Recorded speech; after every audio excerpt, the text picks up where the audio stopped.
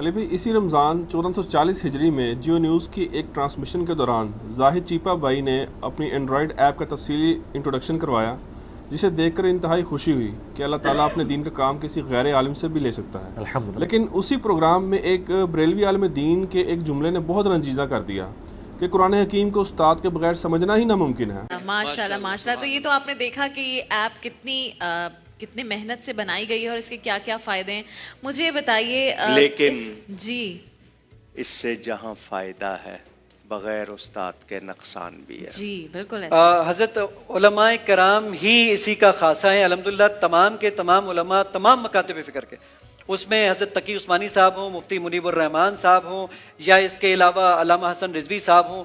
امام کعبہ سے میری 3 1-on-1 ملاقاتیں ہو چکی ہیں، ان تک سے لے کے سعودی عرب کے تمام علماء کو دکھا کے وہ سرٹیفکیٹ بھی موجود ہے۔ میرے خیال میں کہ جو آپ کی سمجھنے کے لیے ضروری ہے۔ جی جی بالکل، بغیر استاد کے اس کا نقصان وہ بھی تو بہت۔ ہم جب علامہ صاحب قرآن پاک کو بھی تفسیر سے پڑھتے ہیں تو میرے لحاظ سے کہ علماء کرام کی ہمیں ضرورت ہوتی ہے، اس کے لیے بہت ساری چیزیں جو ہماری عقل میں نہیں آ رہی ہوتی ہیں وہی بتا سکتے ہیں۔ اسلام 360 کا نام آپ نے رکھا کیوں؟ پلیز اس حوالے سے رہنمائی کریں۔ رہنمائی تو کرتے ہیں، یہ میں نے جب کلپ دیکھا نا جی، مجھے تو کوئی حیرانگی نہیں ہوئی، دکھ تو مجھے ہوتا ہے۔ علماء جو کچھ کرتے ہیں وہ سارے جہاں کا غم ہمارے سینے میں ہے، لیکن حیرانگی نہیں ہوتی۔ ہم تو پہلے سے یہ رونا رو رہے ہیں کہ اگر آپ کو کوئی یہودی یا عیسائی آ کے بات کرے نا قرآن حدیث ڈائریکٹ نہ پڑھنا گمراہ ہو جاؤ گے، آپ کہیں گے اللہ کا دشمن، یہی کہیں گے نا۔ اور اگر ایک داڑھی پگڑی والا خوبصورت سی شکل بنا کے آپ کو کہہ دے قرآن ڈائریکٹ نہیں پڑھنا گمراہ ہو جاؤ گے، آپ کہتے ہیں علامہ صاحب نے فرمایا۔ ایک ہی جملہ ہے، 2 مختلف لوگ بولتے ہیں تو آپ کی ڈاکٹرائن بدل جاتی ہے۔ وہ اصل میں علامہ صاحب شیطان کے ہاتھوں یوز ہو رہے ہوتے ہیں، اس لیے وہ یہ باتیں کر رہے ہوتے ہیں۔ یہ صرف وہ لوگ بات کرتے ہیں جن کو پتہ ہے کہ کتابوں میں ہمارا دین کوئی نہیں نکلنا۔ میرا ایک معصومانہ سوال ہے، اللہ تعالیٰ نے انسانیت کی ہدایت کے لیے کتاب بھیجی اور قرآن میں 4 دفعہ سورہ القمر میں فرمایا وَلَقَدْ يَسَّرْنَا الْقُرْآنَ لِلذِّكْرِ فَهَلْ مِن مُدَّكِرٍ۔ قرآن نصیحت کے لیے آسان ہے، تفسیروں کی میں بات نہیں کر رہا، اور عام بندے کی ضرورت نصیحت کی ہے۔ کوئی سمجھنے والا ہے، کوئی نصیحت حاصل کرنے والا؟ اب مجھے بتائیں قرآن میں یہ کہاں لکھا ہے کہ قرآن سمجھنے کے لیے بہت مشکل ہے کوئی اس سے دور بھاگنے والا؟ تو یہ تو علماء کی کہانی ہے نا۔ قرآن کہہ رہا ہے کہ سمجھنے کے لیے آسان، نصیحت کے لیے آسان، نصیحت کے لیے۔ مسائل تو میں نے بتایا علماء سے بھی نہیں نکلیں گے۔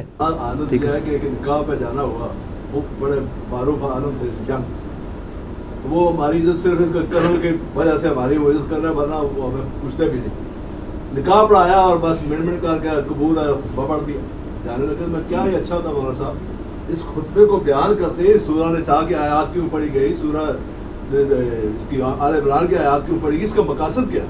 کہتے اس کے لیے علماء ہم بیٹھے ہیں نا، ہمارے پاس آئے نا۔ ہاں پاس ہے، جب آپ کے پاس موقع ہے بتانے کا لوگوں کو۔ میں تو سر آپ کو پتہ ہے میں عموماً تو میں نکاح وغیرہ کے لیے جاتا نہیں ہوں، بہت قریبی رشتہ داروں کا نکاح پڑھانا پڑ جائے تو میں ان کو پہلے بتاتا ہوں کہ میں نے خطبے کا ترجمہ اور تھوڑی سی تشریح بھی بیان کرنی ہے، آپ اپنے ٹائم کو اس اعتبار سے مینیج کریں، ورنہ تو کہانی کرا کے چلے جاتے ہیں لوگ، ایسا تو نہیں ہونا چاہیے۔ اچھا میں اس بات کی طرف واپس آتا ہوں کہ وہ یہ علماء آپ کے ساتھ یہ ہاتھ کر رہے ہوتے ہیں کہ قرآن حدیث ڈائریکٹ نہ پڑھنا تم گمراہ ہو جاؤ گے۔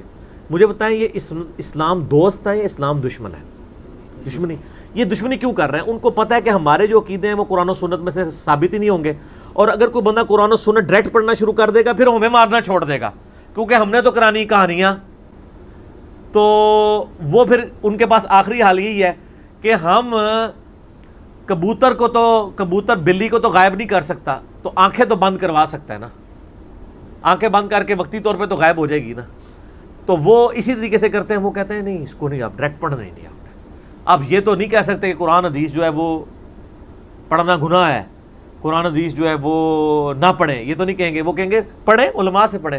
ان کو پوچھے آپ کو پوری زندگی ہوئی توفیق ہوئی کبھی پڑھنے کی یا پڑھانے کی؟ بڑے عالم سے پوچھے کہ وہ بھی یہ کہتا نظر آئے گا۔ میرا ایک معصومانہ سوال ہے، آپ جب اپنے علماء کی کتابیں پبلک کو دیتے ہیں اس وقت کیوں نہیں کہتے کہ فضائل اعمال ڈائریکٹ نہ پڑھنا گمراہ ہو جاؤ گے، کسی عالم سے پڑھ لینا؟ فضائل سنت ڈائریکٹ نہ پڑھنا گمراہ ہو جاؤ گے، کسی عالم سے پڑھ لینا۔ 14 ستارے ڈائریکٹ نہ پڑھنا گمراہ ہو جاؤ گے، کسی عالم سے پڑھ لینا۔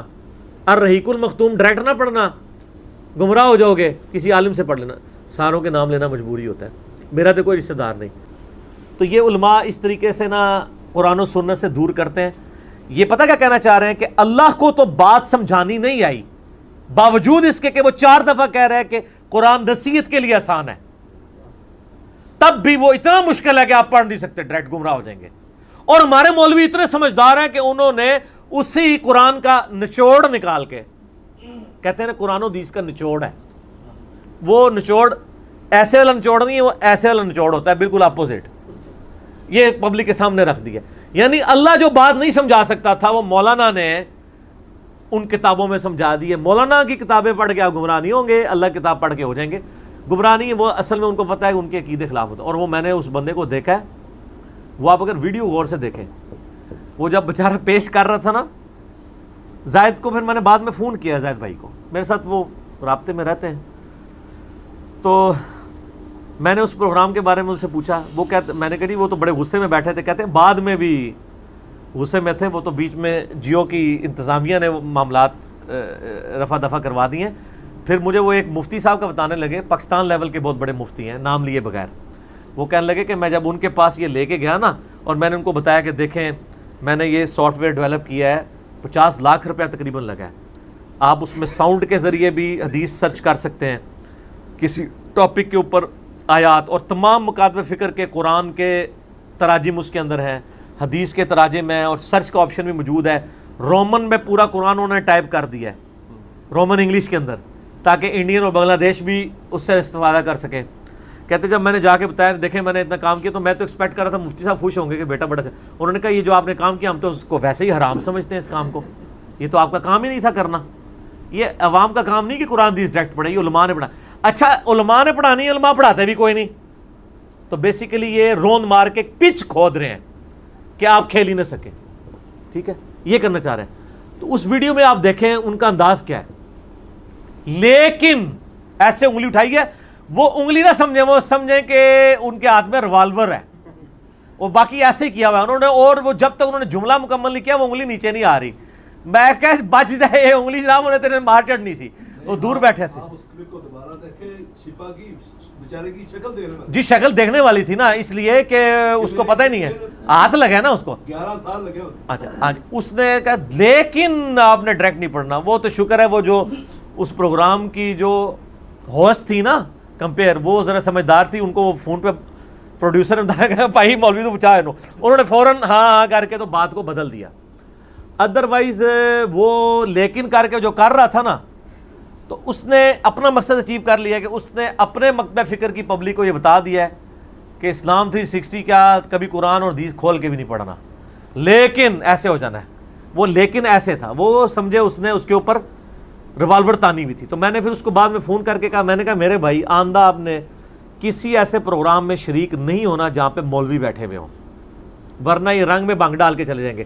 تمہارا اتنی محنت سے پروگرام ریکارڈ ہو رہا ہے، تم عوام الناس کو بتا رہے ہو کہ میں نے یہ کیا ہے، اتنے پیسے لگا کے کیا ہے، الٹا وہ مولوی جناب وہ سارا کام خراب کر کے چلے، تو اینڈ رزلٹ کیا نکلے گا کہ یہ جو آپ نے کیا ہے، یہ کیا تو بہت اچھا کام ہے لیکن اس کو یوز کسی نے نہیں کرنا، تو اینڈ رزلٹ تو یہ نکل رہا ہے نا۔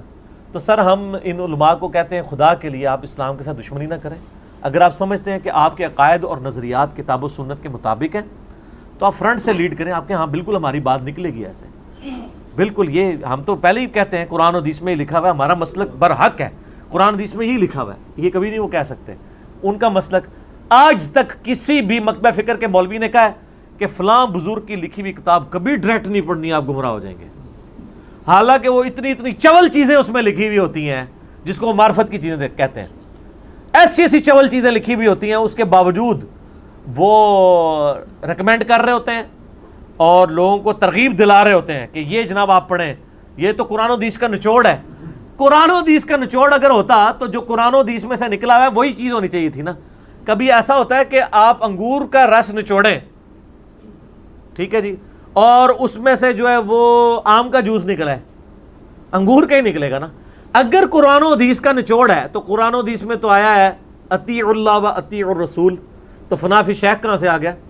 باپا کی بارگاہ میں سوال یہ عرض ہے کہ فنا فی شیخ کسے کہتے ہیں اور فنا فی شیخ بننے کے لیے کیا کرنا چاہیے؟ جزاک اللہ خیر۔ اب یہ فنا فی شیخ کا مقام تو خیر بہت بلند ہے، फना फी शेख माने शेख के अंदर अपने आप को गुम कर देना, वो बस उसको शेख ही की हर तरफ तस्वीर नजर आए, शेख ही का हर तरफ उसको जलवा नजर आए। तो फना फी शेख होने के लिए क्या करना चाहिए? तो ज़ाहिर अपने शेख की तालीमात पर अमल करें और उसकी मोहब्बत अपने अंदर रासिख करें।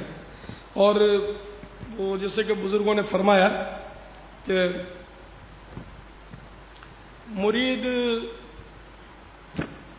ऐसा हो जैसे कि मुर्दा बदस्ते जिंदा या मुर्दा बदस्ते गस्साल, यानी जिस तरह इन मुरीद को अपने पीर के हाथ में ऐसा होना चाहिए जैसे कि गस्साल के हाथ में मुर्दा। इन्हें जब तक गस्साल उसको उलट पलट नहीं करता उस वक्त तक मुर्दे में अपने तौर पर हिलने जुलने की सख्त नहीं होती। वो गस्साल ही उसको जिस तरह भी चाहता है गुस्ल देता है। तो इस तरह मुरीद अपने पीर के हवाले सब कुछ कर दे, अपना जो कुछ है वो पीर का। तो अल्लाह तबारक व तआला हम सबको फना फी शेख समझने और इसकी सादत पाने की ज़य नसीब तौफीक अता फरमा दे। वल्लाहु तआला अअलम व रसूलुहु अअलम अज़्ज़ व जल्ल व सल्लल्लाहु तआला अलैहि व आलिहि वसल्लम। कुरान और हदीस में तो आया है कि आपने अल्लाह और उसके महबूब सल्लल्लाहु अलैहि वसल्लम की तालीमात की रोशनी में चलना है। तो ये बुजुर्गों की तालीमात और ये फ़िरके कहाँ से आ गए? कुरान और हदीस में तो आया है कि आपने अल्लाह ही से दुआ मांगनी है, इय्याका नअबुदु व इय्याका नस्तईन। ये बाबू को पुकारना कहाँ से आ गया? जनाब अब्दुल कादिर जिलानी फरमाते हैं, और जो किसी मुश्किल घड़ी में मुझे मदद के लिए पुकारे मैं उसकी उस मुश्किल को दूर करता हूँ। इसी को कहते हैं कुरान डायरेक्ट नहीं पढ़ना वरना गुमराह हो जाओगे। तो ये लोग, मैं बदगुमानी तो नहीं करता कि ये मुनाफिक है, ये शैतान के हाथों यूज़ हो रहे हैं।